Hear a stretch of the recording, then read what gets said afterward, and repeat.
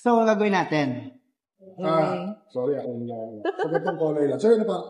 Anjo, Sir Anjo. Yes po. Sir Anjo, ito yung gusto niya, na color. Okay, one color lang to, One sir. color lang. Yeah. Gusto niya magpa-ribbon, pero ayaw niya ng layer. Parang ganyan lang po, sir. Yung style, okay. Soft layer lang. Soft layer. Ano lang siya? Brown tone. Brown tone. Kung okay sa'yo, gusto mo medyo i-lighter natin ng konti para hindi naman sayang. Sige. Sige, kasi medyo dark yan eh. Kung papansin mo, sir, reflect lang ng ilaw, kaya medyo kita Sige, yung... mas lighter, para naman halata. Diba? Yes po, okay. So, yung cut natin, medyo ititrim lang natin yung dulo, no? Lalagyan lang natin ng shake. Tapos, soft layer lang tayo. Okay.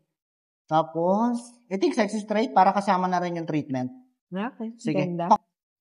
Sana ganyan na lang siya lagi, no? Oo. Kamusta, sir? Ayos?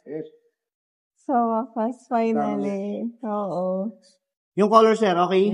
Yan. Ayos. Medyo nilighter ko lang ng konti. Sinadjust mo kanina. Medyo mas lighter. Kasi lagan siya ng araw, medyo mas kita yung color. So, mas pinili natin to para mas kitang-kita naman.